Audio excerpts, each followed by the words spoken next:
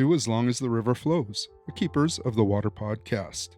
Episode 26 is part 1 of a 2-part series on the Water is Sacred conference. In August of 2024, Keepers of the Water partnered with Katlodeeche First Nation and the Canadian Association of Physicians for the Environment to hold the Water is Sacred conference. The conference looked within First Nations communities for guidance from traditional knowledge keepers for direction and solutions for watershed management within their territories. Keepers of the Water offers our support in uplifting traditional Indigenous knowledge as the path forward for solutions to fossil fuel-driven climate change chaos. In episode 26, we hear from Stoepler, who is a Gitxsan land steward, co-executive director of the Skeena Watershed Coalition, and deputy chief of the Hagwilget First Nation. Stoepler believes that mobilizing this traditional knowledge will benefit his community's economy and the environment. Throughout thousands of years of human history, someone has faced the same problems our communities are now facing and has found a solution, says Stoepler. Yesterday I made a joke about being cousins. It wasn't really a joke, we are cousins, but sort of basically have the same language with a little twist to it. And so when I introduced myself, I addressed all of the male chiefs, all of the female chiefs, and all of the children of chiefs. That's our protocol. Our society operates solely on respect. Respect means everything to us. I'm very thankful to be welcomed here to take part in this great discussion. And I can hear that we share a lot of the same concerns. And that's because we're also facing, oftentimes, the same opposition. And that opposition plants its seed within our communities, and it causes divide, causes division. When we see different forms of governance, in our respect, we still operate mainly on hereditary governance systems. We do have band structures, so we do have an elected system in place, but this is also very regionally, very specific, I believe, to our homelands. And it's been something that's really important to myself. I'm holding one leg in hereditary governance and one leg in elected leadership myself. As deputy chief for our nation, I always make a point of being really clear around the fact that for our homelands, for our territories, elected leadership has no say over lands and territories. We deliver municipal type services, education, healthcare, housing. But when we face industry and more recently mega projects, that decision-making power solely lies within the hereditary governance in our feast halls. That's where we make our laws, that's where our society comes together and makes decisions. Hence, my introduction in addressing hereditary leaders as well as elected leaders and their children. We're also a matrilineal society.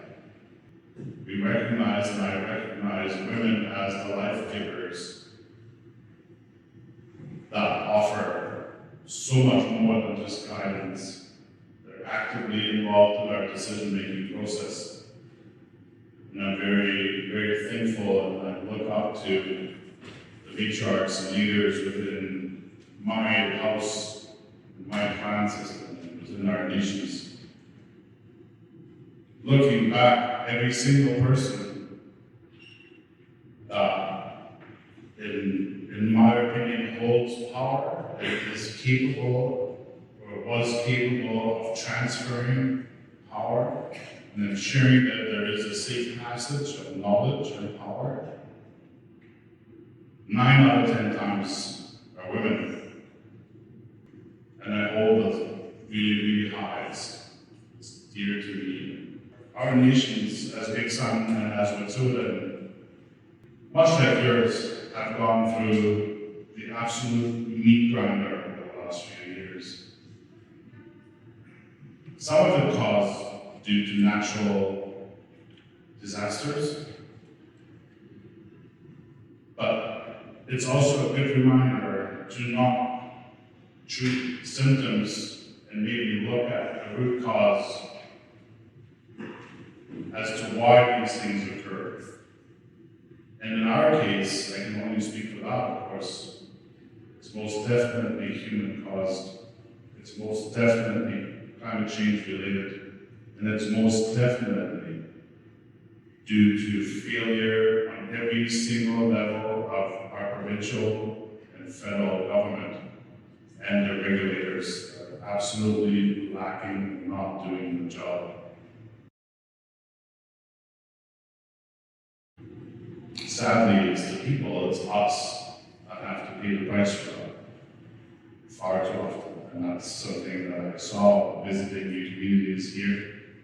A year left to clean up the mess, and that really hurts. So I want to commend you for standing strong. Earlier on, we heard that we couldn't join the boat tour because the levels of the lake were 12 feet below average. This is a massive body of water. I cannot even fathom what it means to drop a level of 12 feet. And our tendency is following right on par. I believe this is only the tip of the iceberg. That's very, very scary. And as humans, if there's one thing that we collectively proven, is that we're so hesitant to learn from the past. And in everything I do, I try to remind myself and I try to remind others. In our collective history of time immemorial, we talked about people-based power and place-based power. Well, in the case of Indigenous people, in our case, we have been in and on these lands and stewarded these lands for thousands of years. And there's a good chance that if someone, and this is what I learned when I looked up the definition of the word science. Science means to study a subject over a prolonged period of time. And we seem to be making or following in our decision-making process Western science. That's absolutely ludicrous. Western science could only base their knowledge on 500 years, 600 years. Let's give them the benefit of the doubt and say 1,000 years. It's a drop in the bucket for Indigenous science. For people that have occupied these lands, that have stewarded these lands, there's a really good chance that if we follow a certain system, over time someone would have made these mistakes. And I do realize that for most parts we operate on an oral history, not a written history.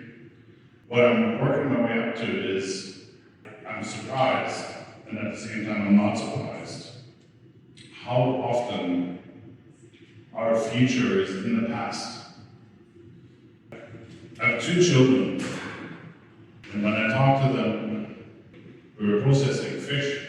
I take them hunting, and we planted a garden, and they have, just like kids do, a million questions. And I'm happy to answer as many of them as I can. I'm glad they make up the rest. I realized, this is the point where I realized that most of the times, we already hold these answers within us. And looking back in time while planting this garden, I realized I don't need to follow the Western trend of feeling pressurized to come up with a new solution, to come up with something groundbreaking. I simply have to listen to someone that's gardened before me, someone that's planted a garden before me, ask a few questions, and see what kind of advice they would have for me. It saved me a lot of trouble.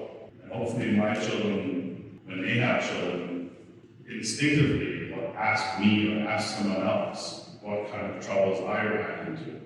Yesterday we only talked about it briefly because there were so many other interesting things that came up in discussion. Something around tailings and contamination of bodies of water.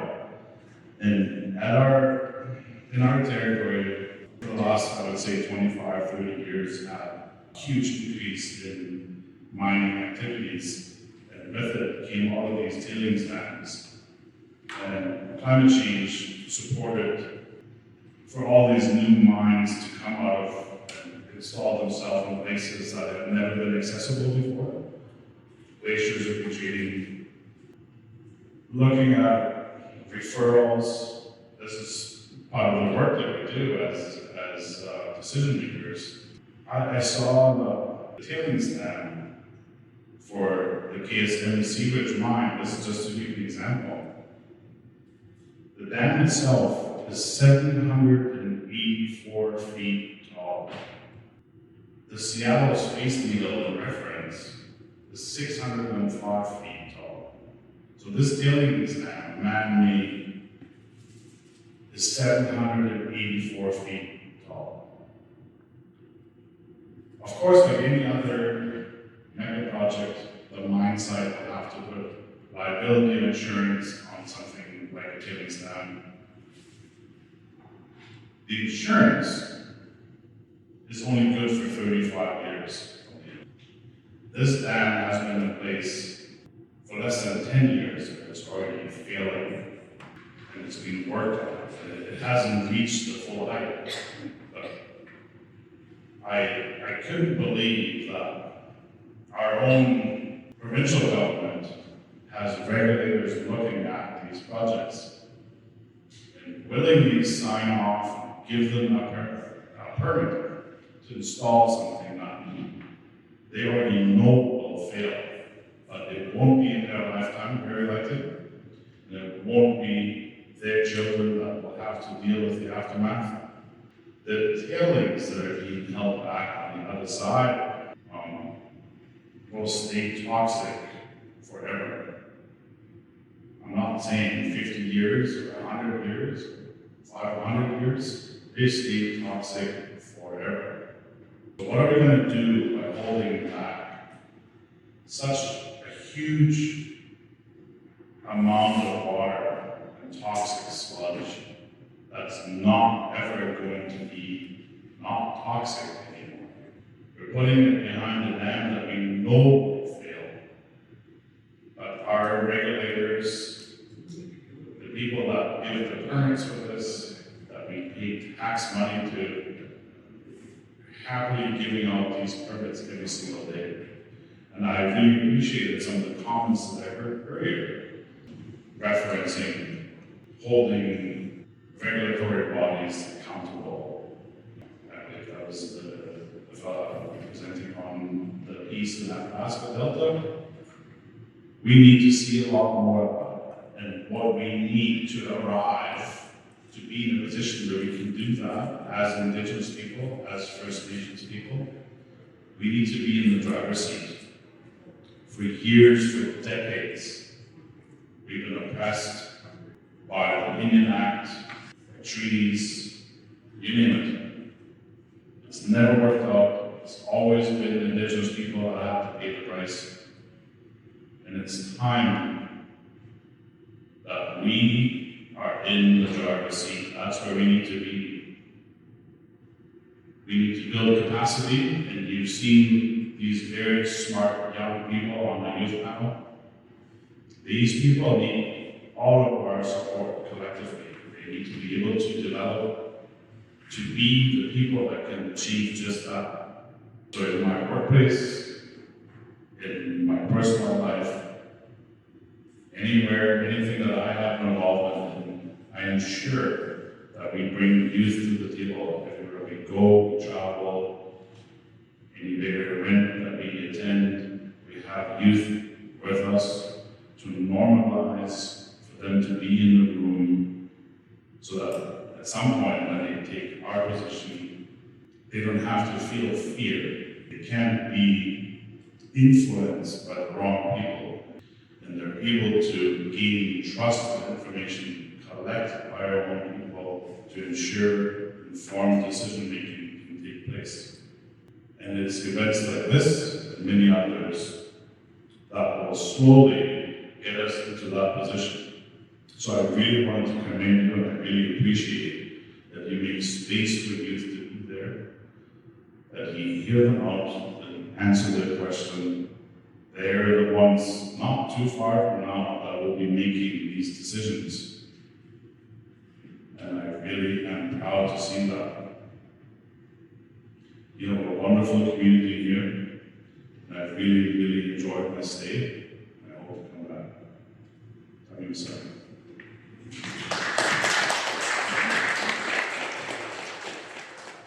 Thank you for listening.